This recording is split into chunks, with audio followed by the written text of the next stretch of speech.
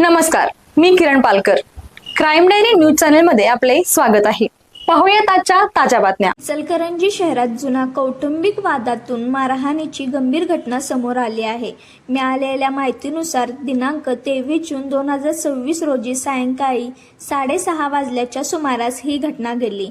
जुन्या भांडणाचा राग मनात धरून आरोपीने फिर्यादीच्या कुटुंबासोबत वाद घालत शिवीगाळ केली आणि त्यानंतर हाताने मारहाण केल्याचा आरोप करण्यात आला आहे. तक्रारीनुसार संबंधित व्यक्तींना तसेच त्यांच्या कुटुंबियांना मारहाण करण्यात आली. यावेळी धक्काबुक्की आणि आरडाओरडा झाल्यानंतर परिसरात काही काळ तणावाचे वातावरण निर्माण झाले होते. या प्रकरणी अनिता बाबासाहेब गायकवाड, ज्योतिराम बाबासाहेब गायकवाड, रोहिणी अविनाश चंदनशिव, अर्चना गणेश गायकवाड आणि गणेश बाबासाहेब गायकवाड यांच्या विरोधात भारतीय न्याय असंहितेच्या विविध कलमान्वये शिवाजीनगर पोलीस ठाण्यात गुन्हा दाखल करण्यात आला आहे. पोलिसांनी संबंधितांकडून माहिती घेण्यास सुरुवात केली असून घटनेमागचे नेमके कारण काय याचा तपास सुरू आहे. इचलकरंजीतील गणेशनगर परिसरात घडलेल्या या घटनेमुळे परिसरात चर्चेला उधाण आले आहे.